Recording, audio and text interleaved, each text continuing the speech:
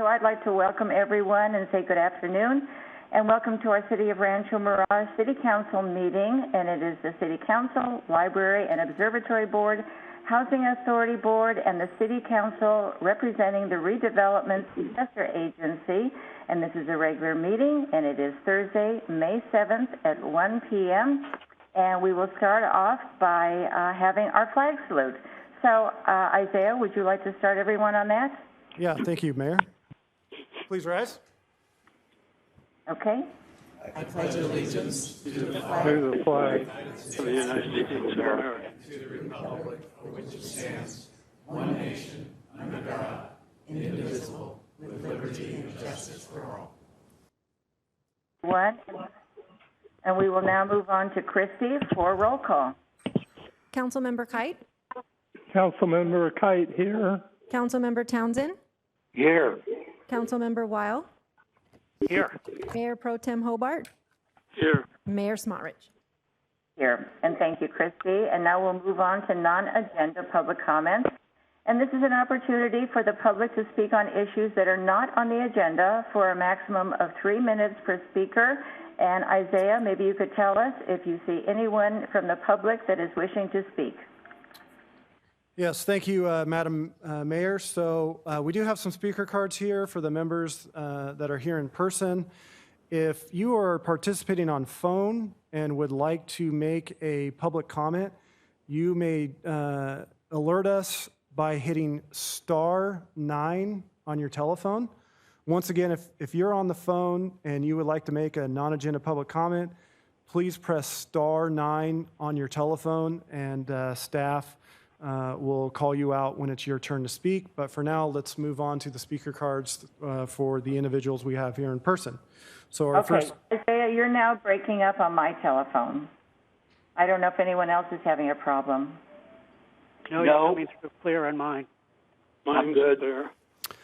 I'll try to speak a little louder with this mask on.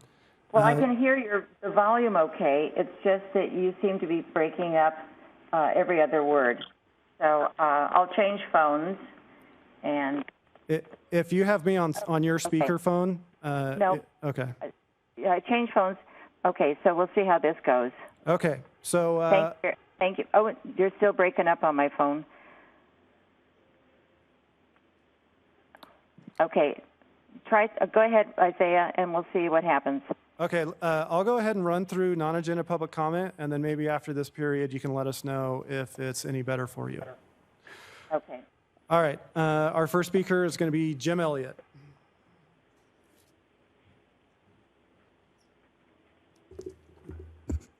Good afternoon, Council and members here. Thank you for the opportunity to speak. I have a couple of non-agenda items having to do, obviously, with, back up. I'm Jim Elliott, live at 72447 Magnesia Falls in Rancho Mirage. And I think most of you know me because of my activities in, say, Rancho Mirage, which is why I'm speaking today. A couple comments I want to make. First of all, I have read the public notice that Jeremy prepared for moving forward on the EIR with regard to the In-N-Out project. So I've digested that. I know there's a 30-day window to make comments. I intend to have written comments that I will submit, but today I wanted to give a couple of overviews. One of which is that the election's over. Obviously, the incumbents won. The thing that I came away with, and maybe this is a little self-serving, but I think it's apparent to me that with over 2,000 votes, that's more than just a few NIMBYs that don't want In-N-Out in that location. And I want to stress in that location. I think that's a fairly large mandate. So it's gone beyond the few people in Magnesia Cove or where I live. So I wanted to make that point. The other point I wanted to make is that I see that the EIR is supposed to be comprehensive. I'm pleased at least that that's going to happen. That was not clear from some of the correspondence I've seen recently. I would hope that you are not intending to do the EIR, and particularly with regard to the traffic study at this time. There's nobody here. And with the pandemic, it would be worse than the data that was in the first one. So hopefully that has not gone unnoticed. I will, again, as I said, I will make my this a more formal process in writing and make some other observations. That's all I have to say at this time. Thank you. Thank you.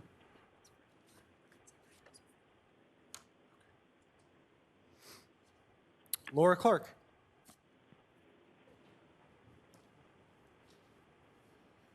Thank you. Thank you for the opportunity to speak. My name is Laura Clark. I live at 43094 Joshua Road in Rancho Mirage.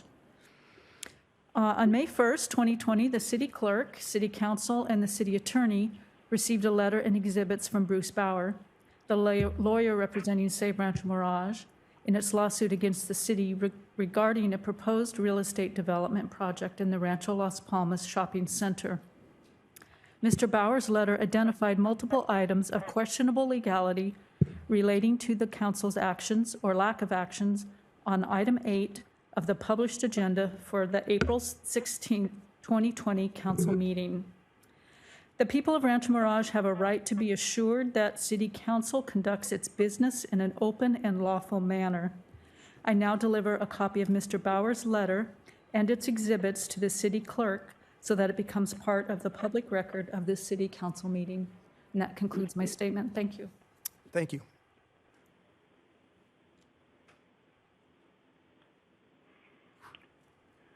Before we bring up the next speaker, we're going to give our city clerk a second to sanitize the podium. Isaiah, I'm still having, can you hear me, Isaiah? I can hear you, Mayor, yes. Okay, I don't know if I'm coming through clear, but you're continuing to break up. So just as long as you're aware of it, I may miss a couple of words that I'm hearing from the meeting, but so far I'm able to make everything out. Okay. All right, our next speaker is Melissa Ritchie.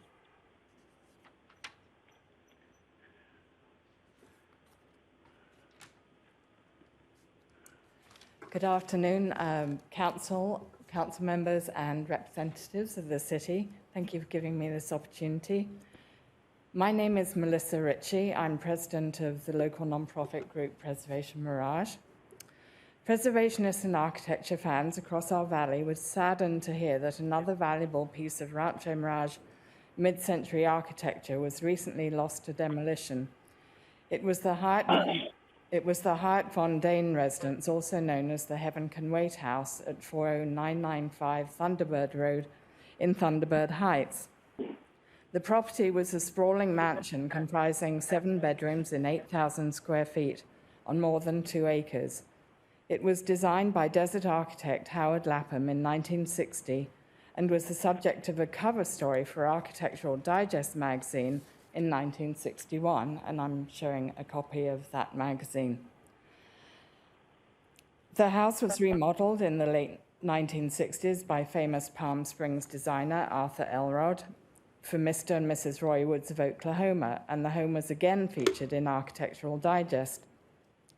The Von Dane residence is referred to on page 16 of the context statement of the city's Historic Resources Survey, and Howard Lapham's legacy to Rancho Mirage is discussed there.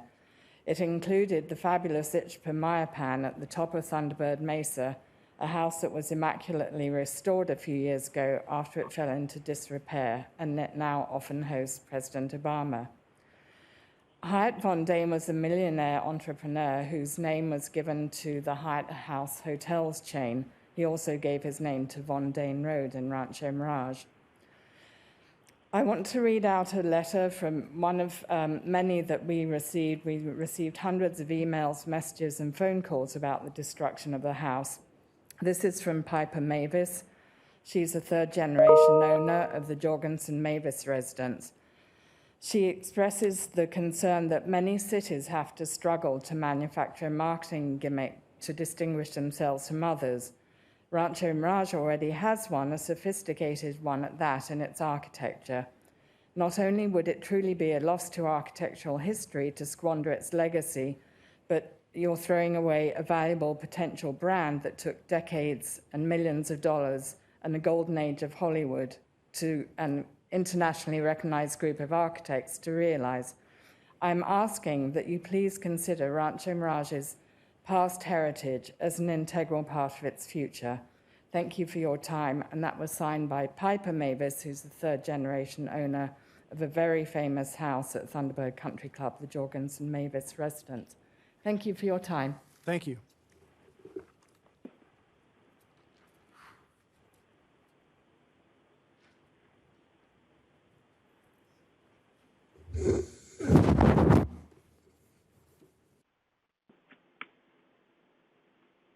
Thank you, Christy. The next speaker is Dr. Hirschberg.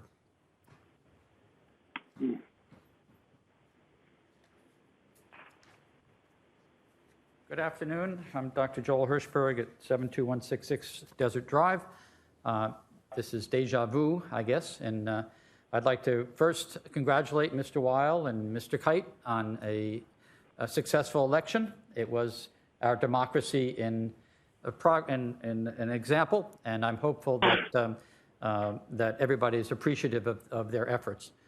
I have two things to say. First is that I'm very appreciative of the city wanting to do an environmental impact on, that was really our main goal of the In-N-Out project. However, I would highly recommend that one looks at what's happening in the world and that no environmental impact report can be done in the middle of a national emergency or in the middle of a pandemic. That's going to skew all your findings, and that needs to be put off until we get back into a more regular season, which I hope will be next season, and we can get a real understanding of what that impact of that particular project would have. The second is more technical. I was told that the height of that project was above regulation, and they did not get any kind of variance for it. I was told that we didn't need a variance because it was far enough away from the setbacks. So I asked myself, if that's the rule, does that mean that if I bought enough land in Rancho Mirage and I kept going back and back from the setbacks, can I build a skyscraper? I don't think I can. So I would have you relook at that, because I believe that that is above our regulations and that we really should have a variance, which I'm sure you will not get from our neighbors, but you really need one in order to get above our normal regulations. Thank you. Thank you.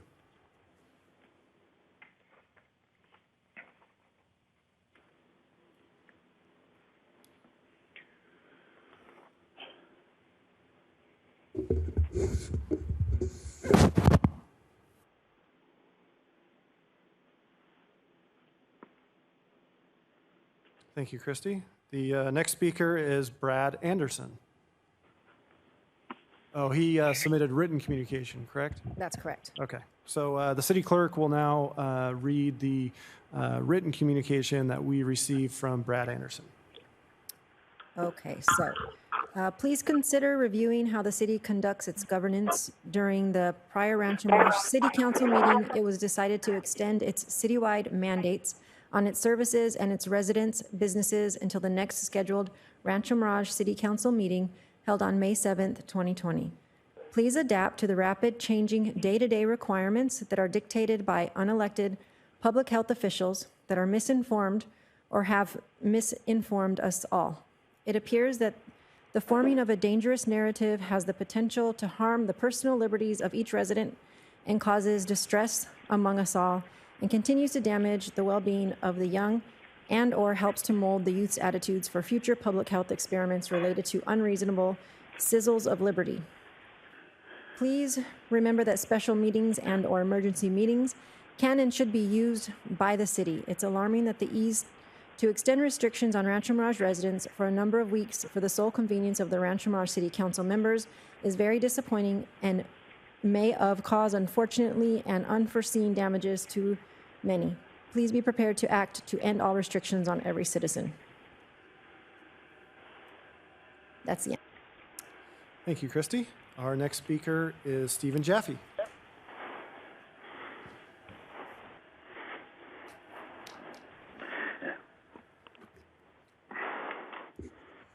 Hello to the council and staff. I'm here to talk about a single topic.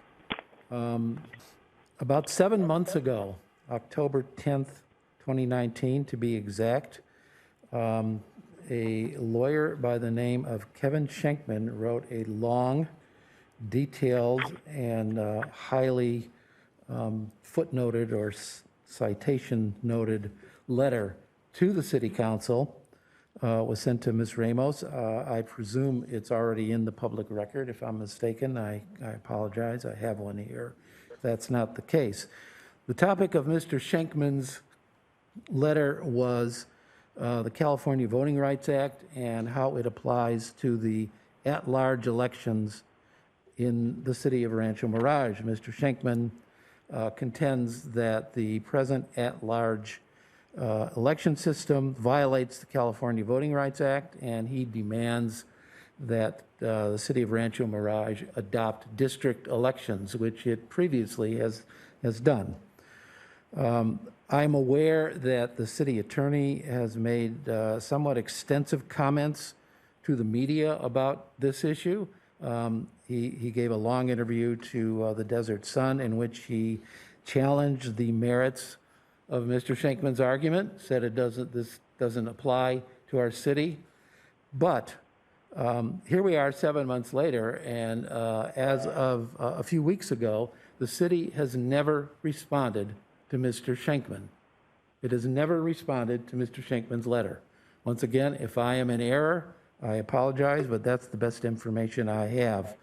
I can tell you, having practiced law for 49 years, there's a lot of ways to deal when you get a letter like this, but the very worst thing you can do is nothing, and to ignore it, because that just invites a lawsuit.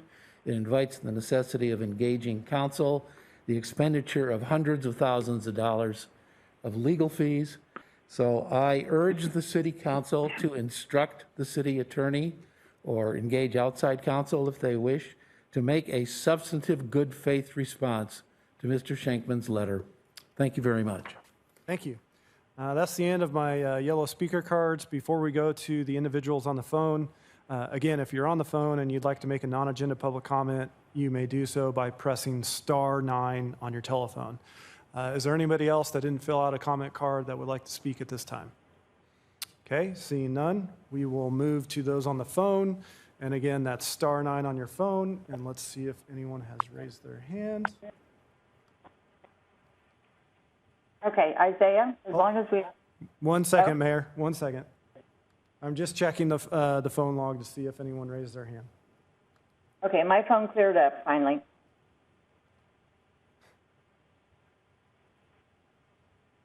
Okay, seeing no one else, we will close the public comment period.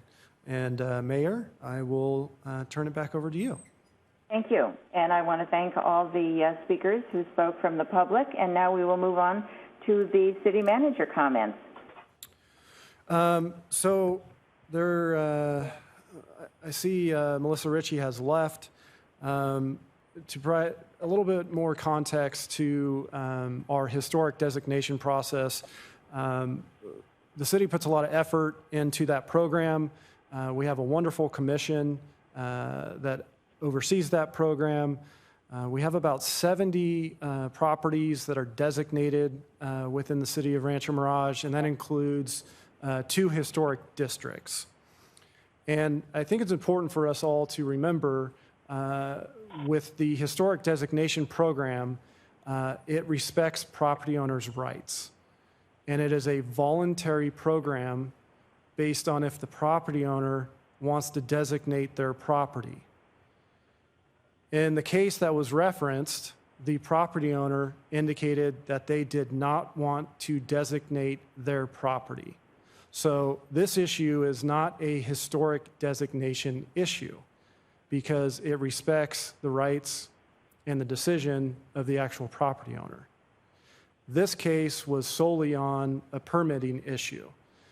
City staff is currently working with the applicant and the property owner on that issue.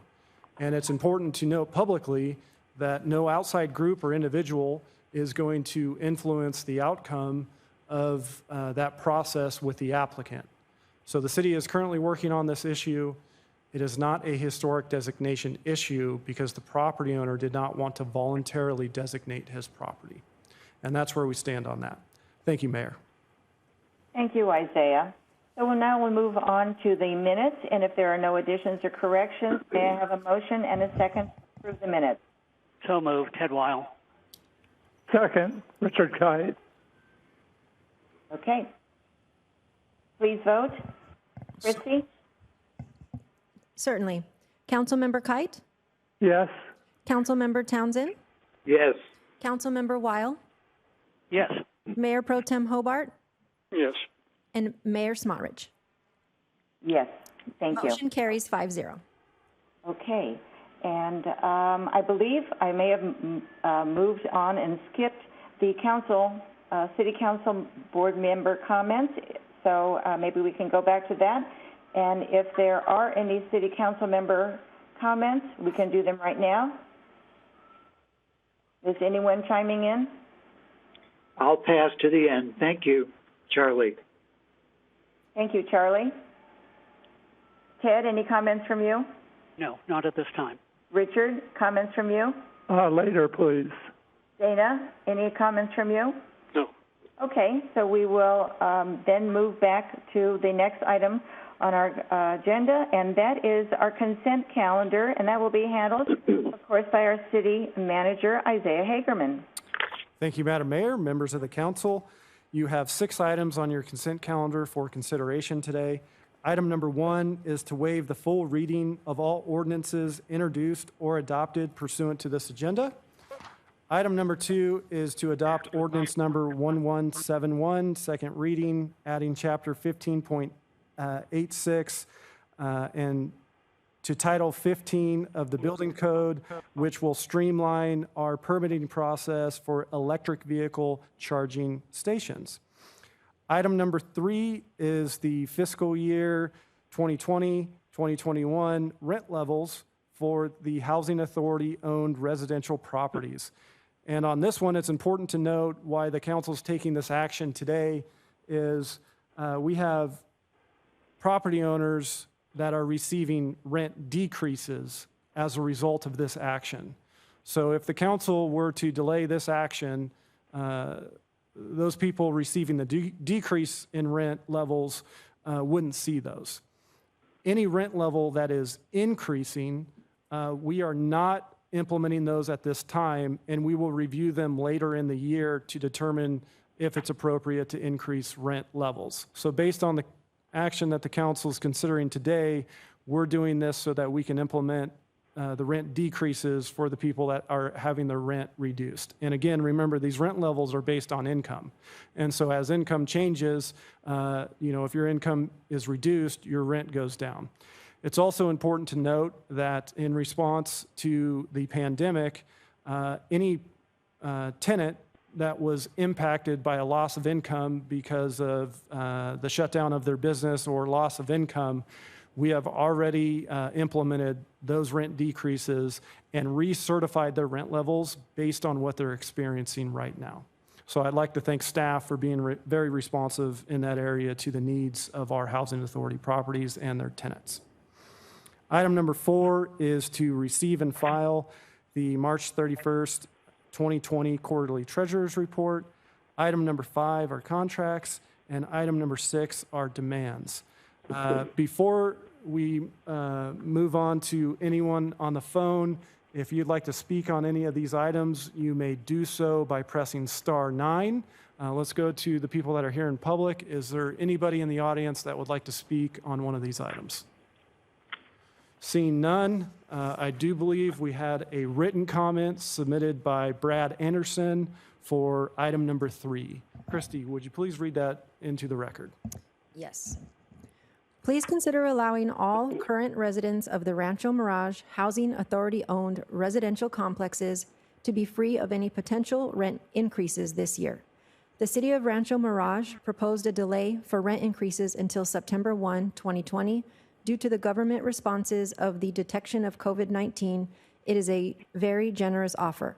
But due to the complete uncertainty of the political narrative that has caused unnecessary and unwarranted fear and economic destruction to most every person that is currently breathing, has highlighted the need to secure the safety of our seniors.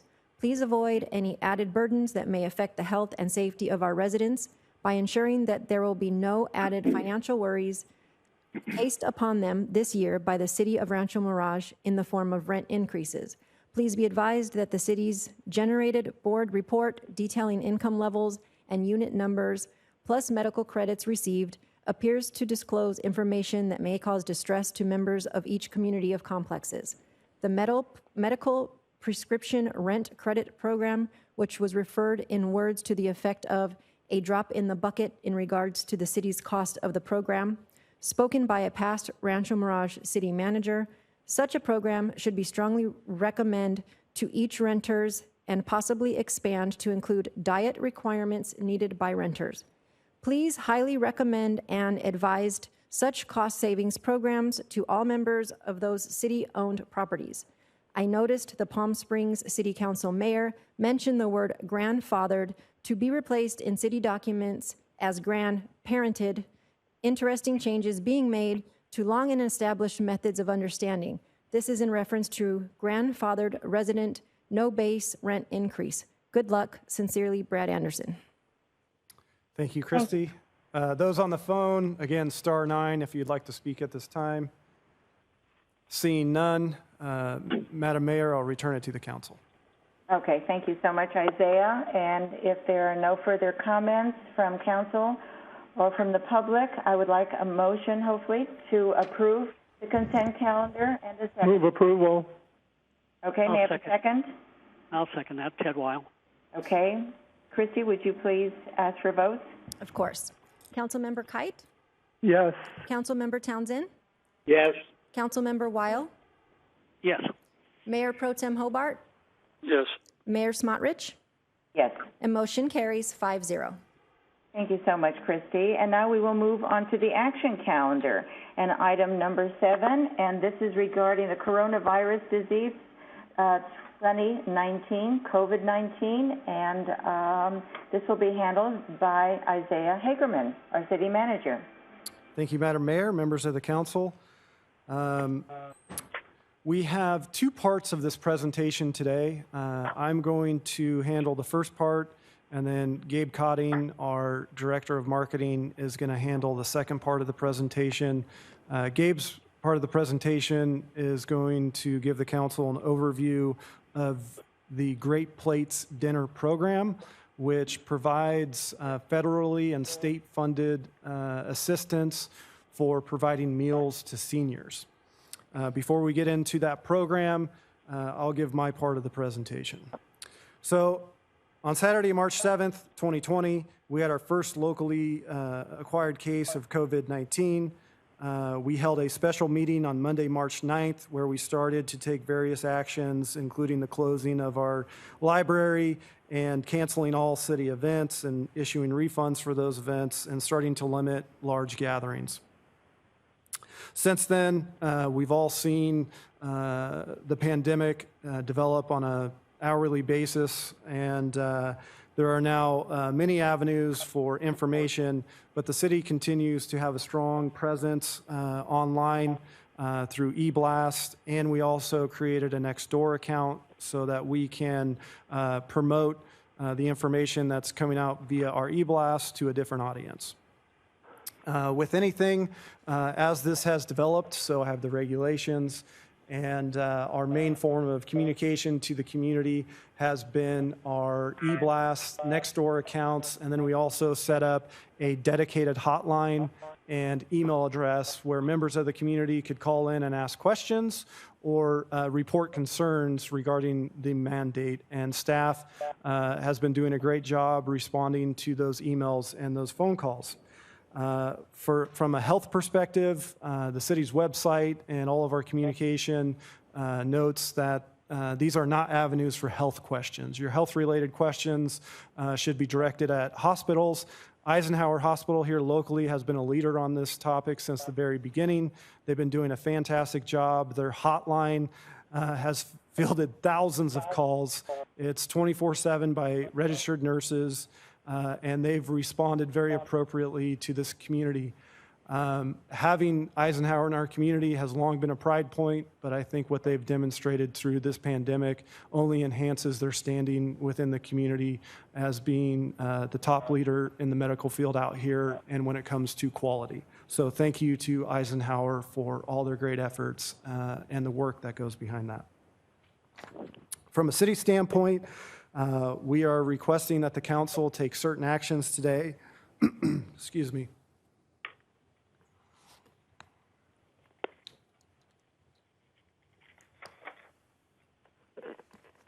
Sorry about that.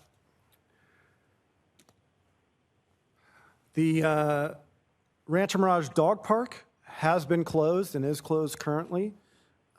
Staff is recommending that at this point, we reopen the dog park under social distancing guidelines. The concerns surrounding the dog park, it was one of the early facilities that we closed, and that park had some unique challenges with the common touch points that it created, and that was the basis behind closing that facility. At this point, as restrictions have started to be loosened by our state and county level, we now feel it is appropriate to open up the dog park. Staff will be, if this is approved by the council, staff will be posting the appropriate signage to remind users of the dog park to still practice social distancing. The other area that staff is recommending to the council is to reopen the Rancho Mirage Community Park tennis and pickleball courts. And that, again, is based off the guidance that we've received from the county and the county health official. And again, just like at the dog park, we will place appropriate signage there that reminds users to continue to practice social distancing. The next recommendation for the council when it comes to city facilities is to continue the closure of City Hall and the library campus to the public through May 22nd.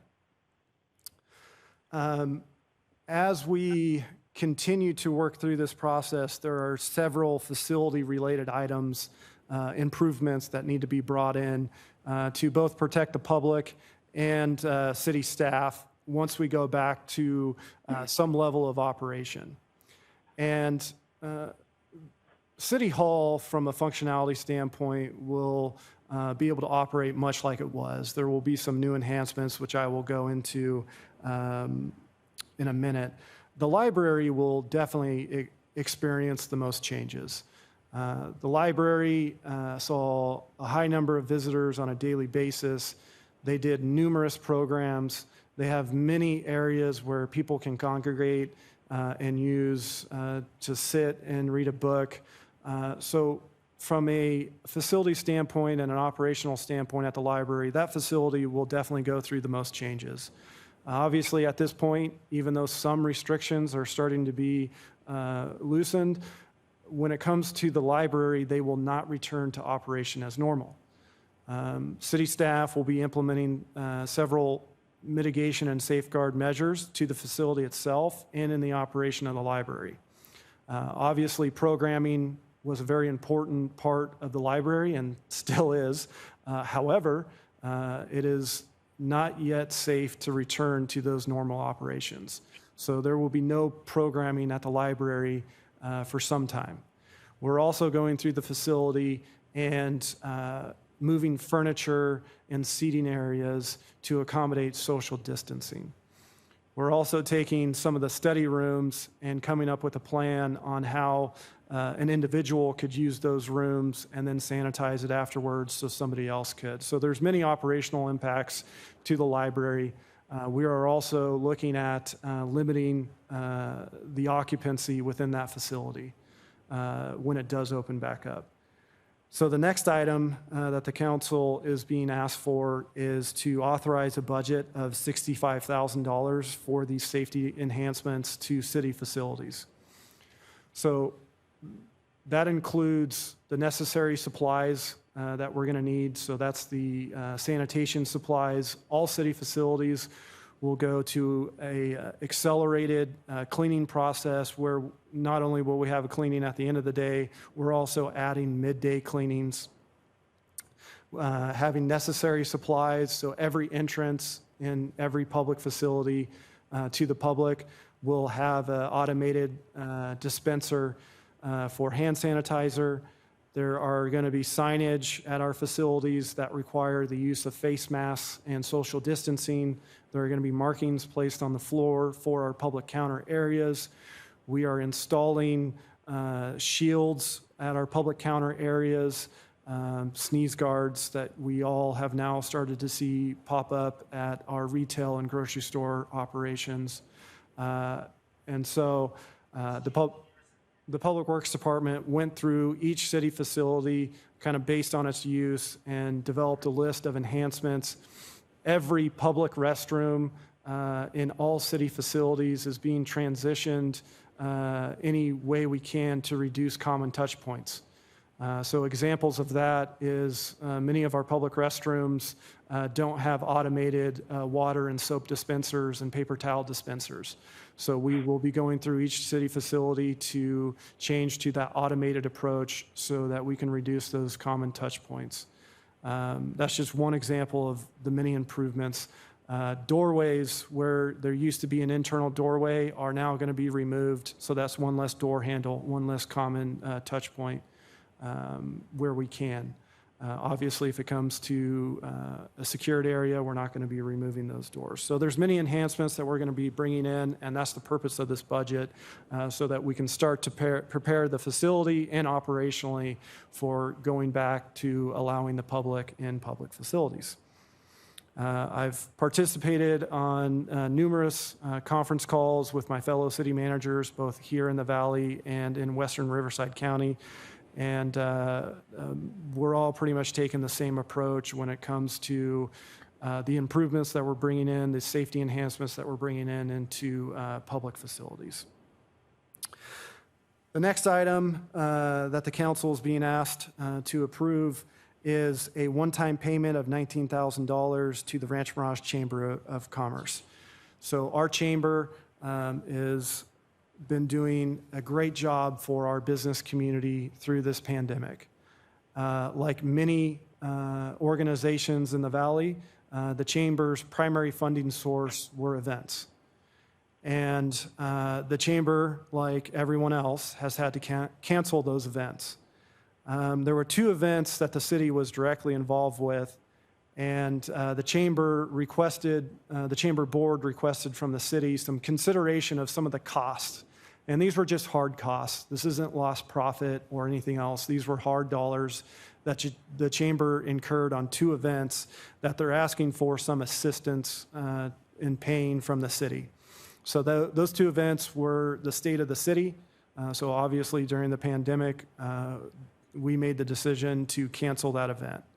And then also, the day before the Home Expo was supposed to happen, that event was also canceled.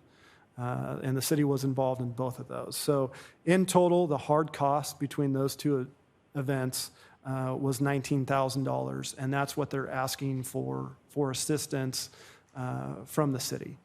The Chamber's a vital part of our business community and a great resource. And we all know the great work that Katie Stice has been doing over there on assisting our local businesses. Katie was key in our food access program and continues to play a vital role with our staff here as the go-between between the business community and City Hall. So staff is recommending that the City Council approve that one-time payment to the Chamber. With that, there are details in the staff report regarding the Rancho Mirage Food Access Program with where we have been. Obviously, one of the requirements to participate in that program was to do reporting to the city so that we could have accountability on these taxpayer funds. So on page 7-2 of the staff report, we have the first 4 weeks of the program summarized in what our local restaurants are doing.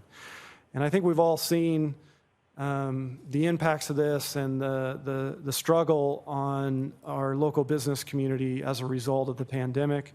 Our restaurants have responded very appropriately, and it is a very difficult time for business and restaurants in our community.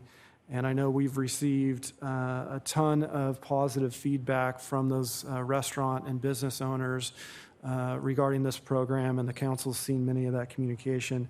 As of the date of the staff report, we had 36 participating restaurants with a total of $270,000 in support. And then on page 7-2, you can go through the reporting for the first 4 weeks of the program. And again, the intent behind that was to make sure that we didn't see our restaurants start to close their doors. Obviously, thankfully, the depletion of our grocery stores and the panic buying has died off a little bit. You still usually can't find a few things on your list, but in the early stages of this, we were seeing very empty shelves, and people needed our restaurants to stay open as another avenue to have a consistent food supply to the community. At this point, what I'd like to do is turn it over to Gabe, because the Great Plates program not only will benefit seniors in need in Rancho Mirage, but it'll also benefit our restaurants. And it's really phase 2 of our Rancho Mirage food access program. So Gabe, will you take it from here? Okay, thank you, Isaiah. Madam Mayor, members of the council, and colleagues, the item discussing today will be 2 requests related to the announcement of the Great Plates Delivered program. On April 24th, California Governor Newsom announced the launch of the Great Plates Delivered program. This program is designed to support adults 65 and older and adults 60 to 64 who are at high risk from COVID-19 in staying home, staying healthy, delivering them 3 nutritious meals a day, and also providing some economic stimulus to our local businesses. The program basically works, a local administrator is named. They work with local restaurants and their local senior centers, affordable housing projects, properties, and such in delivering this and administering this program. Qualifications for who is eligible: 65 and older, as previously stated, and if you're 60 to 64, if you're currently with COVID, or if you've been documented that you've been exposed to COVID-19, or if you have underlying conditions, as stated by the CDC. If you're an individual that lives alone or you live with another eligible participant, and then you're currently not receiving assistance from a state or federal nutrition program, and then if you must earn less than 600% of the federal poverty limit, which the limit is $12,760, so your total earnings cannot exceed $76,560. And then individuals just must affirm their inability to obtain meals. So restaurants, the local administrator would be able to work with and select the restaurants based upon the criteria that they're not participating in any other program, that they meet the nutritional standards, they source locally as best as possible, and they have worker and health safety standards of equity and fairness and employment practices. And so a local administrator, those restaurants can either deliver themselves, provided they have an employee with a background check, or they can contract with a local delivery service or a Grubhub or any type of delivery service, Uber Eats, et cetera. The funding of the cost, or the funding of the program, the state and FEMA have set a $66 limit for 3 meals a day, and that's inclusive of delivery. So right now, the reimbursement rates, or the cost share rates of that, FEMA would carry 75% of that.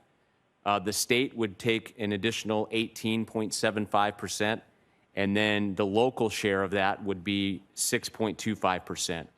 So, and then it's worth noting that right now there's a bill in place that FEMA may, there's a chance that FEMA may cover 100% of the cost of this program. So to state that another way, Gabe, out of the $66 per meal, the city responsibility as a local program administrator would be about $4.13. For 3 meals, so about $1.37 per meal. So we can provide a senior in Rancho Mirage that meets these requirements 3 meals a day for $4.13 out of the city. And there's a pending bill right now to even make the local share, so the city's costs even less than that. Correct. So this program is available through June 10th, 2020, and it may be extended if the stay-at-home order or other restrictions haven't been lifted. So quick projection, if we identify 250 eligible seniors in our community, in the Rancho Mirage community, that would equal 750 meals a day, roughly with a 34-day program period. That would be about 25,000 meals, 25,500 meals, which would equate to about 8,500 sets of 3 meals a day, for a total meal cost of $561,000. So $561,000 could be injected into our local restaurant economy in the next 30-plus days. With the possible share of Rancho Mirage would only be $35,000 of that $560,000. So why we're recommending Rancho Mirage should be the local administrator. The state has left it very open. They announced the program and all the data late last week. We feel we're already in a really good spot because we've been administering the food access program with our local restaurants for the last 4 or 5 weeks. We have 3 affordable housing properties that the city owns and manages, so we have direct access and demographics for those seniors, and so we have their information. So we feel like we can deploy this program as early as starting tomorrow if the council were to approve. So the next steps in this, if the council were to approve our recommendations today, staff would immediately start vetting those eligible seniors. We've already been in contact with the restaurants should this pass, and we would start on this program right away. We would use our COVID hotline number because right now the program calls for verbally attesting. So if somebody calls or you call somebody who is eligible, you ask them a series of questions, you fill out the application on their behalf, and then they're eligible. And then we've also created a Great Plates at Rancho Mirage CA.gov email that people could inquire about for more information. So, as stated, the fiscal impact would be $1.37 per meal, or $4.12 per pack of 3 meals per day would be the Rancho Mirage share. That's if the FEMA doesn't cover 100% of it. And so, currently there's out of the $400,000 set aside for the food access program that that the city created roughly 5 weeks ago. There's still 120,000 remaining out of that original 400,000. So 280 has gone to restaurants participating in the food access program right now. So the staff recommendations today is, number 1, authorize the city manager to allow the city of Rancho Mirage to be the local administrator of the state of California's Great Plates Delivered program for the Rancho Mirage community. Number 2, authorize the city manager to use some of the remaining funds from the original $400,000 budget used to create the city's Rancho Mirage food access program, if necessary, to fund the 6.25% of the Great Plates Delivered program. As noted, this fund approximately has $120,000 remaining. That concludes my presentation. Happy to answer any questions. Gabe, this is Richard. Yes. How does this fit in with Meals on Wheels? Sounds like a great program. Yeah, it's somewhat very similar and complementary to it. So we would be in contact with the Jocelyn Center as well and partner with them as needed. We also have local bakeries that have delivery capabilities that have said, hey, we're open to deliver. We have restaurants that are open to prep food and make food. So this program it's very similar to that, but it would be administered by the city and could be deployed as soon as tomorrow. Yeah, and Councilmember, just from a city perspective, obviously the demographics of Rancho Mirage, we're a prime community for this program.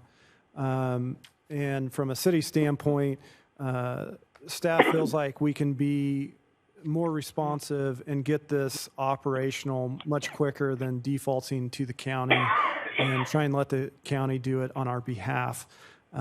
We also know the areas of our city better than the county, and we're going to do a ton of public outreach to try to get people to sign up for this program. And really, when you look at it at the high level, the great thing from a local administrator standpoint is we're not collecting, tax returns or any confidential information.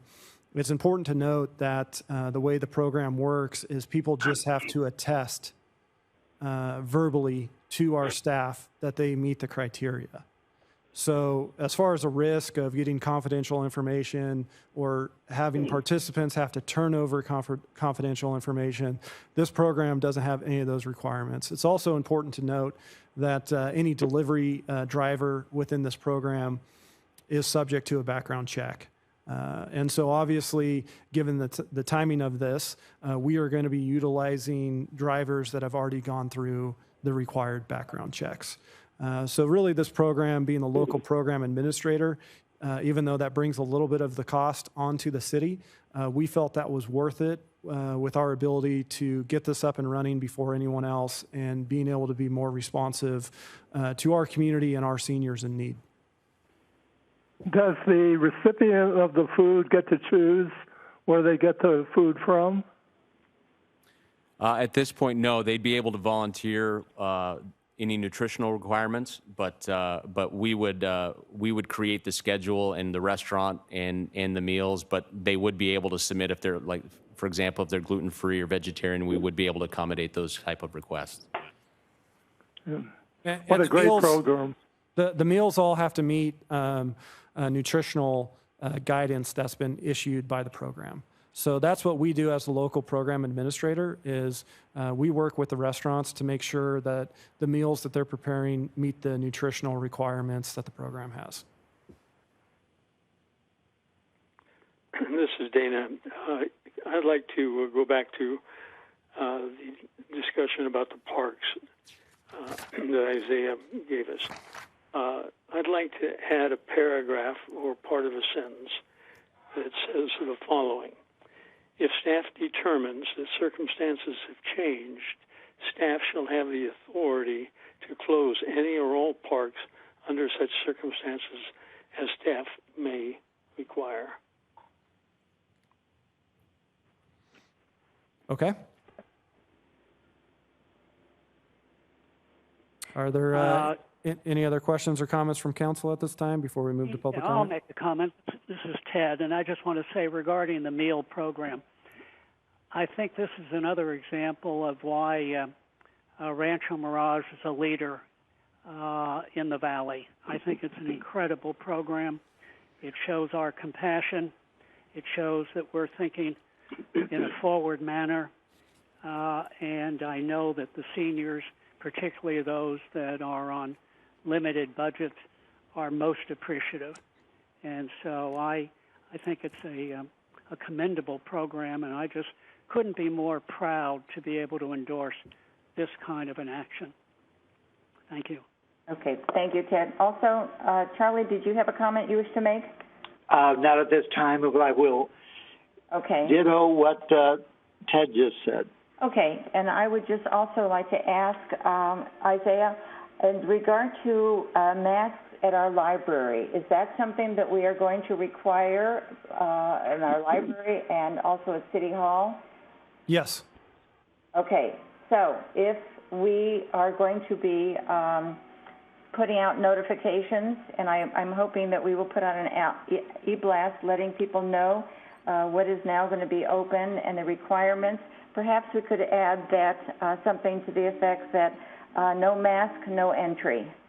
And that's something that people will certainly take seriously.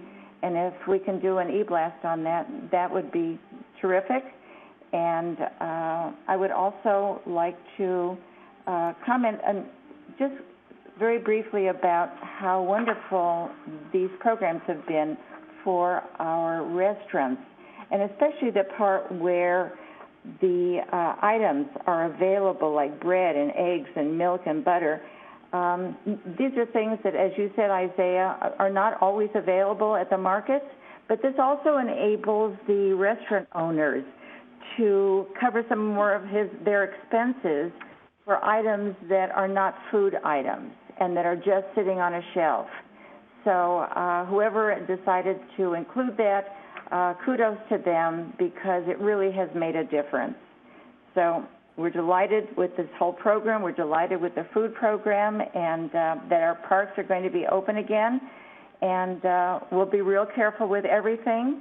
And if there's no other comments from the council or from Isaiah, perhaps we could have a motion to approve. Madam Mayor, let's do some public comment first, and then we'll come back to the council for closing comments and a motion. That sounds good. So are there any comments from the public? So if you're on the phone, again, and if you'd like to speak on this item, you may do so by pressing *9 on your telephone. And before we get to those on the phone, is there anyone here in person that would like to speak on this item? Seeing none, going back to the phone, again, *9, and you will be able to speak on this item. Okay, I see no one on the phone that wants to speak. So, council, I'll return it to you. Excuse me one moment. I think we do have one letter.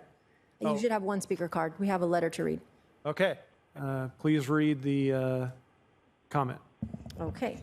So this is from Brad Anderson, Rancho Mirage resident.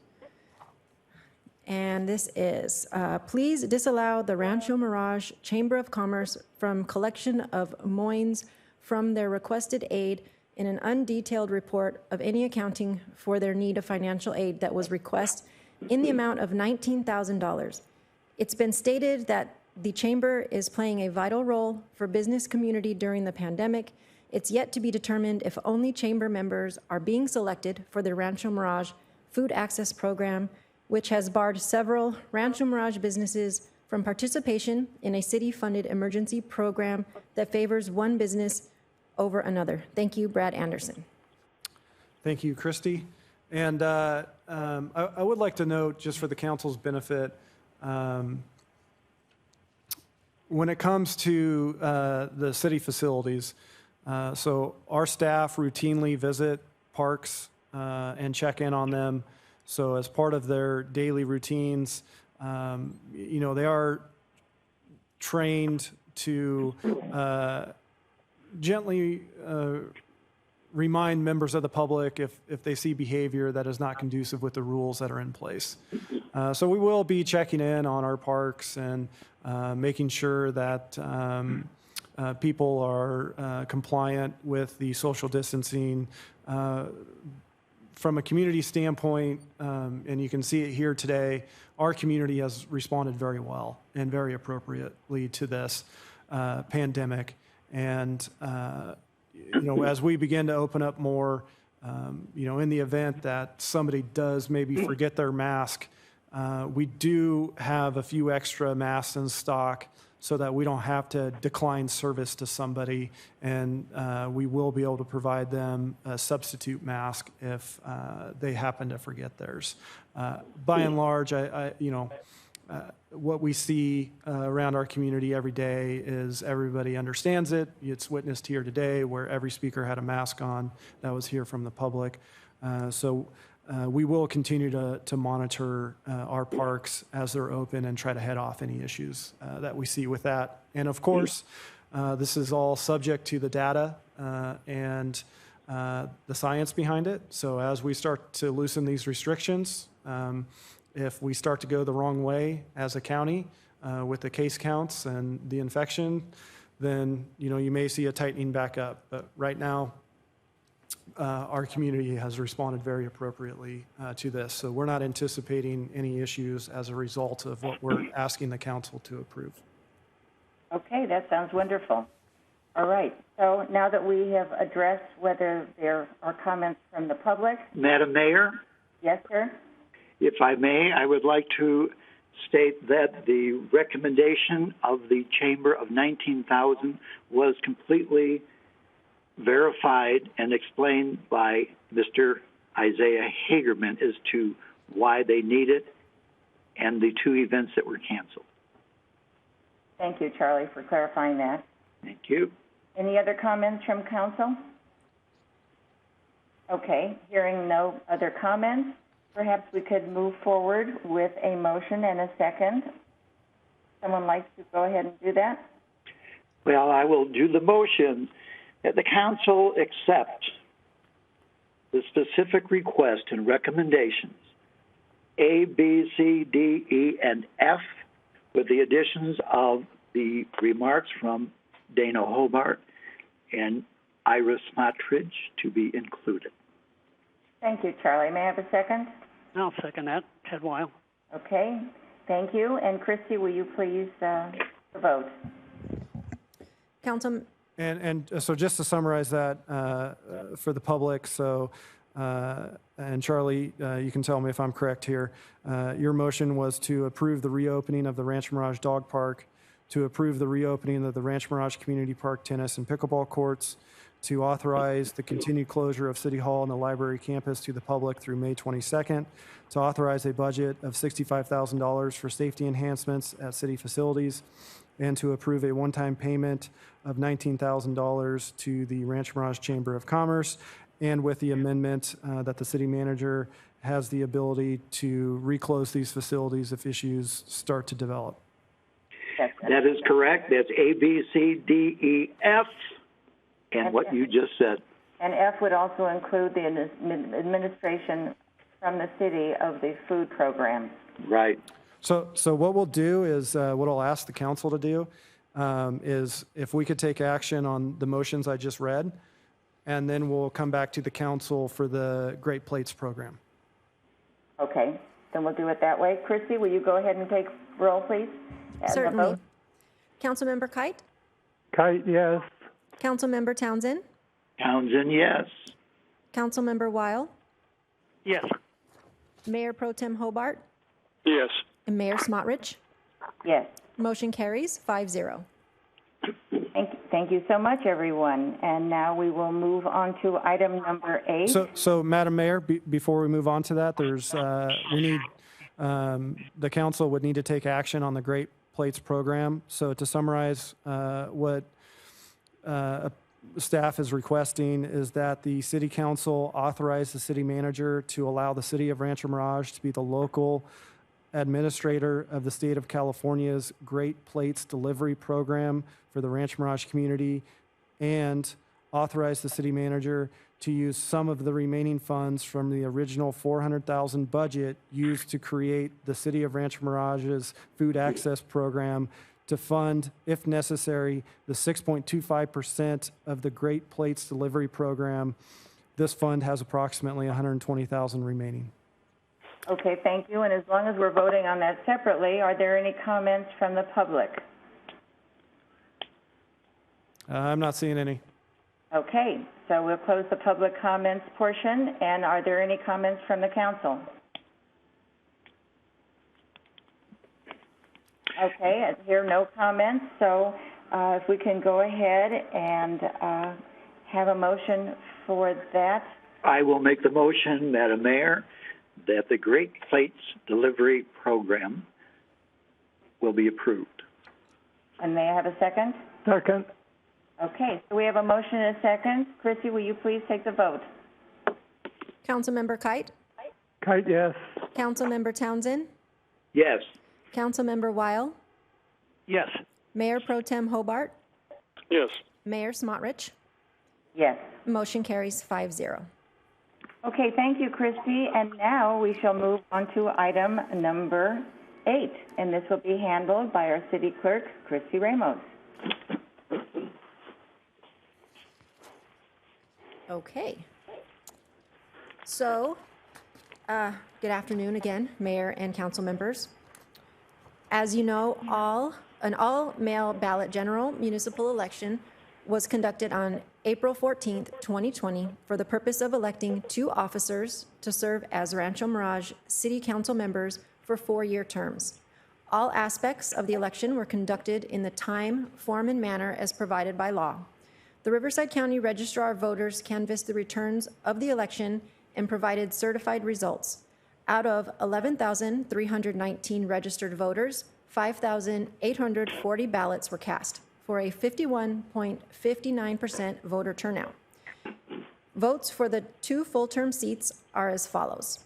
Ted Weil received 3,863 votes. Richard W. Kite received 3,370 votes.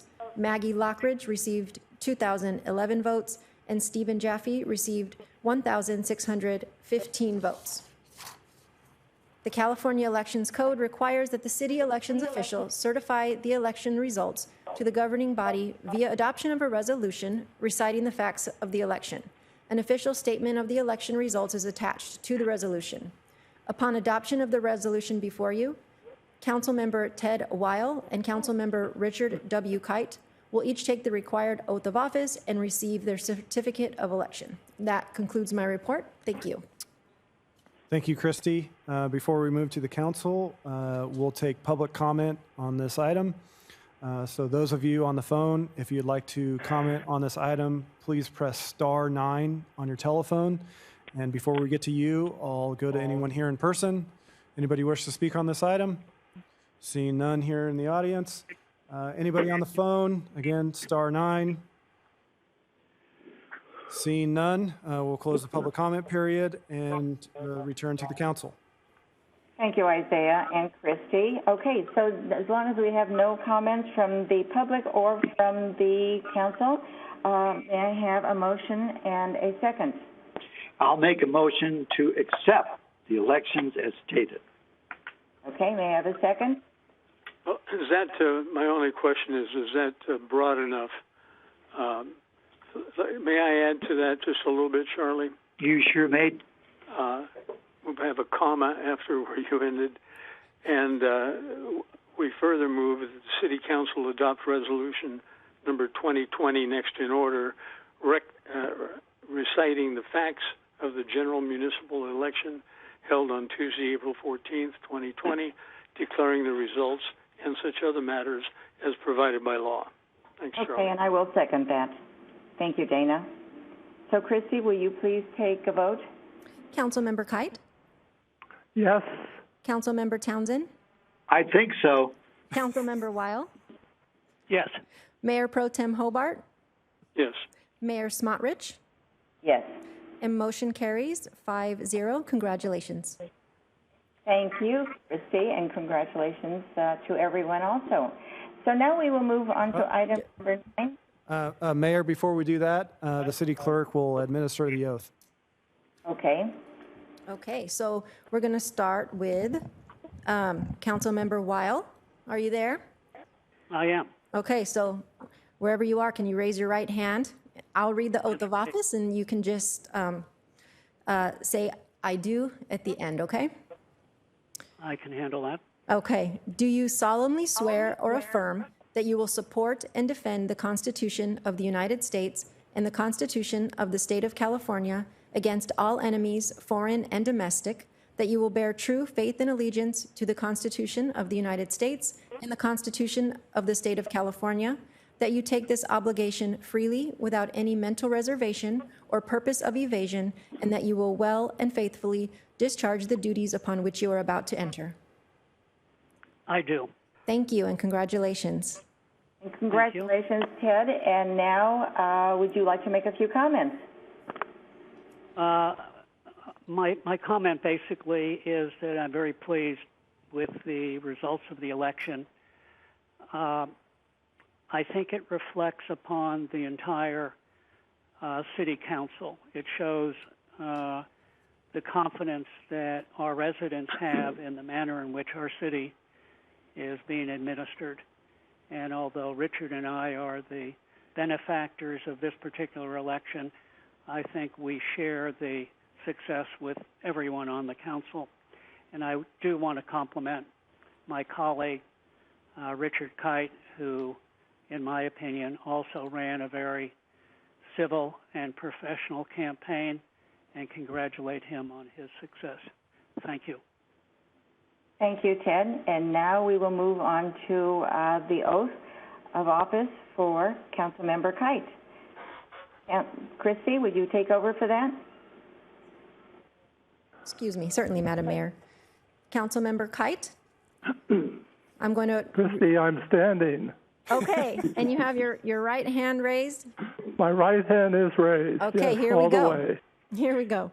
Do you solemnly swear or affirm that you will support and defend the Constitution of the United States and the Constitution of the State of California against all enemies, foreign and domestic, that you will bear true faith and allegiance to the Constitution of the United States and the Constitution of the State of California, that you take this obligation freely without any mental reservation or purpose of evasion, and that you will well and faithfully discharge the duties upon which you are about to enter. I do. Thank you and congratulations. And if we can show quickly, I have your certificates of election here in the council chamber framed, if we're able to show those really quickly, and they will be waiting in your office. Thank you. Congratulations to both of you. Thank you. Congratulations. Thank you, Mayor. Could I make just a brief comment? Absolutely. I'd certainly like to thank all of the residents of Rancho Mirage and my fellow council members for all the support that they gave me during this recent election. Also, a special thanks to Joyce Virtue, Carol Leibowitz, and Pat Manhart for being such an important part of the re-election campaign. To the amazing team at City Hall, I am honored to be able to work with each and every one of you for another 4 years. Even during these trying times, you all are working hard and staying focused on what is best for our residents. And I'm really anxious to begin another year, and I'm ready to go to work. So thank you very much to everybody. Well, thank you, Richard, and congratulations to both of you. And we wish everyone good health in the coming season and a wonderful season for the City Council again. So now, if there are no further comments, we can move on to item number 9, and that is the mayor's rotation. So this is something that I will start off if no one has any comments before me. Isaiah? Anything from you? No, the city clerk is prepared to deliver her staff report, but that would be after your comments. Okay. All right. Well, my comments are certainly very short. It has been a joy for me to serve this past year as the mayor of the most wonderful city in the country. It is certainly a gem in the desert, and I would like to thank everyone who works behind the scenes. That's all the city council members, as well as all the staff members. It's very hard to make a city the gem that it is, and this is not only the playground of the presidents, but Rancho Mirage is certainly the cultural center of the Coachella Valley. And unfortunately, because of the cancellation of the State of the City luncheon a few months ago, actually last month, we were unable to recognize some of the directors at that luncheon, but hopefully we will honor them soon. I had a special recognition for all of them, each individually, and wanted to recognize them for all the great work they do behind the scenes. And we will just make up for it next time. But until then, just know that you are much loved, you are much appreciated, and you're the ones who really shine in our city. Thank you again. Thank you, Isaiah. Thank you, Madam Mayor. And if I can, just for a minute here, I just wanted to thank you from me and the staff for always being available to us and being a great resource throughout this year. And you know, you have spent many years advocating for emergency preparedness, and that is definitely one of your passions here serving on the council. And I think we've all always thought of, you know, an earthquake or things like that, but I think everybody going through this pandemic, everybody probably recognizes that they should have been a little bit more prepared than maybe what we are. And so I just want to thank you for your efforts over this last year. And I really want to thank you for your efforts with everything you've done to enhance the city's emergency preparedness program. You do great work with our Emergency Preparedness Commission. The commissioners themselves do fantastic work. And our CERT program, where residents can participate in the CERT program and get certified for free.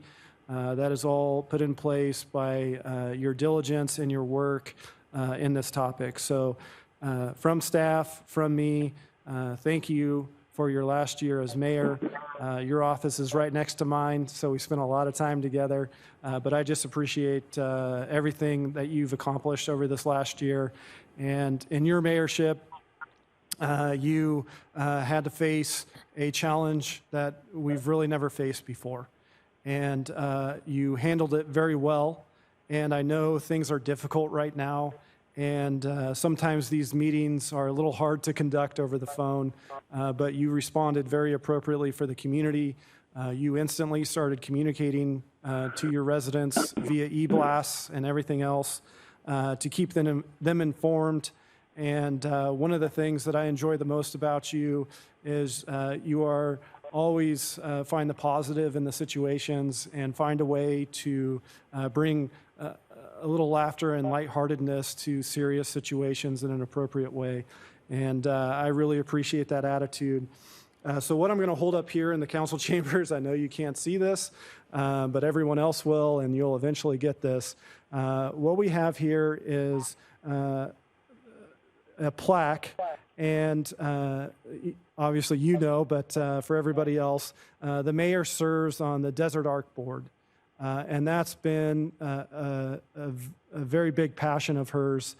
And in recognition of your year as mayor, the council got together and made a donation to Desert Arc on your behalf.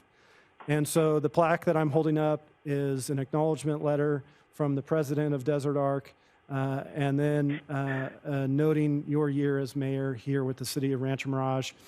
And I think this is just kind of another example of the leader you are, and you're very conscious about your community and helping others within your role here on the council. So thank you for this last year as mayor and being a support to staff. And at this point, I will turn it over to Dana. Okay, well, if I can just say a quick thank you, Isaiah. Thank you for all you've done and all that we've been able to accomplish together. I will certainly miss not being next to you and being able to just tap on your door whenever I need to and always see your smiling face. So it has been a pleasure for me to serve in a variety of capacities, and everyone has been more rewarding than the last. So we will just move onward and upward and try to make light of whatever we can and hope for a better day tomorrow. So on to Dana Hobart, our new mayor. Well, I don't think so. Not until I've been sworn in, anyway. Not quite yet. Okay, well, I'm planning ahead. Thank you. So, Christy, would you like to present your staff report? Yes, thank you. In accordance with the Rancho Mirage City Charter, each year the City Council shall appoint one council member to serve as mayor and one council member to serve as mayor pro tem. Prior to these appointments being made, council members shall each be identified by the length of time they have continuously served on the City Council without having served as mayor. The new mayor shall be the council member with the longest term of consecutive service without having served as mayor, and the mayor pro tem shall be the city council member who, to the greatest extent possible, appears to be the person most likely to meet the eligibility requirements to succeed the newly appointed mayor. Based on service records, G. Dana Hobart is due to serve as mayor, and Ted Weil is due to serve as mayor pro tem. That concludes my report. Thank you. Thank you, Christy. Okay, so now we'll move on to the appointment, I believe, of the mayor pro tem. Sorry, my mic was off. At this point, the council will need to take action on the recommendation. Okay. So why don't we go ahead with that? And why don't you handle that, Isaiah? Sure. The recommendation based off the service records is that the City Council appoint G. Dana Hobart to serve as mayor and Ted Weil to serve as mayor pro tem. So that would be the motion. Okay, and Second the motion. Okay, we have a motion and a second. And Christy, will you please take a vote? So we have a motion by Councilmember Kite and a second by the mayor. Okay, thank you. And I'd like to also add that there were no public comments for this item submitted. Councilmember Kite? Kite, yes. Councilmember Townsend? Yes. Councilmember Weil?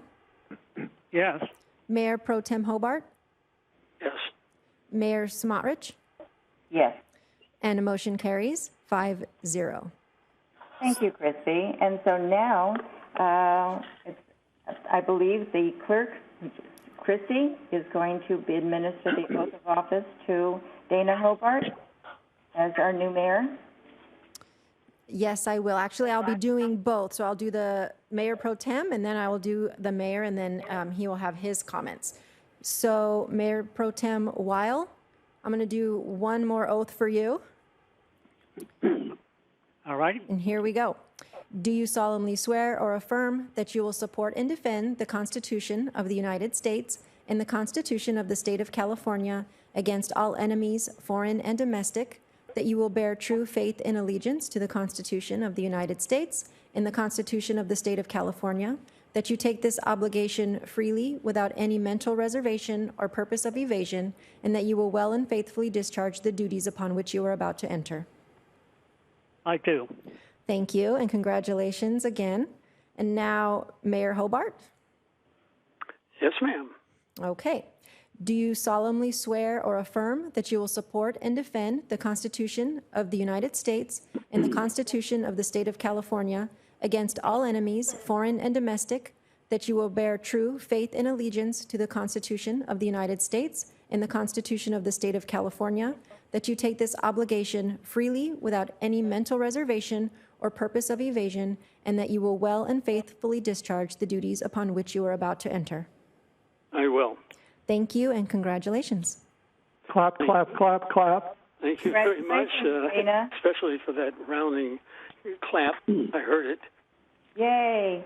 How's that? If I can make just a brief statement, I would like to.